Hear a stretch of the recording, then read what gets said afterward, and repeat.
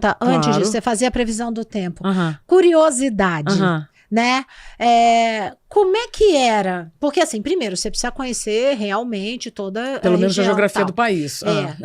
Toda, né? Não tem Do país como. que a gente mora, né, no caso. Exatamente. Mas aí tinha o meteorologista Sim. que tinha lá na Globo, até hoje tem. Sim, são vários em vários horários. Mas aí você tem que estudar, porque não é fácil, né? Você apresentar aquilo, aquela pauta, aquele texto, ele é seu? Tudo. É? Tudo. Bom, primeiro que aí, se a gente for falar de previsão do tempo, é o seguinte. Eu venho de uma família de agricultores. E enquanto algumas pessoas estão só sabendo se vai chover ou vai fazer sol, se vai pra piscina, ou se vai lavar roupa, se vai lavar tapete ou estender roupa ou não, eu venho de uma realidade em que a previsão do tempo mudava o jogo da vida. Então eu vi a minha família pedindo falência por uma colheita mal sucedida por falta de previsão do tempo. Nossa, a importância da previsão do tempo. Então, quando eu começo a substituir as apresentadoras do tempo, eu já tinha esse idealismo, de novo, de servir com muita profundidade aquele conteúdo que aparentemente é muito superficial. Mas não, a previsão do tempo tem uma importância econômica e social tremenda.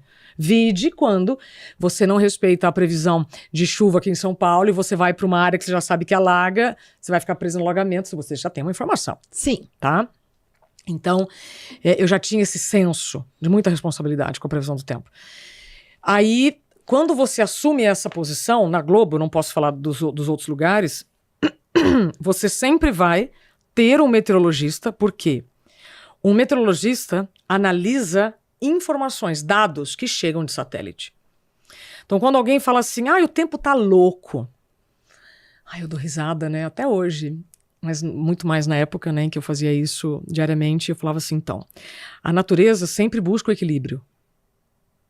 Se o tempo está louco, é reflexo de uma população que não está tratando bem o ambiente, entende? Mas nem vamos falar disso, que é outra pauta.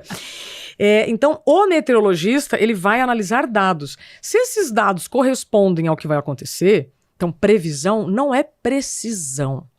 E é o que muita gente fica tirando sarro, né, de previsão do tempo. Porque, tipo, falou que ia chover, lembra que disse que ia dar uma tempestade em São Paulo e não deu. Eu imagino que você já deva ter passado por isso. Várias vezes. E aí você errou. Vai chover e não choveu. E aí? Várias vezes. Eu disse, olha, me desculpa, eu vou repassar a sua informação pro meteorologista, tá? Porque eu só sou, sabe restaurante, o garçom e o cozinheiro? O garçom vai lá no autopedido, passa pro o cozinheiro faz. Então, eu entrevistava o meteorologista e passava a informação.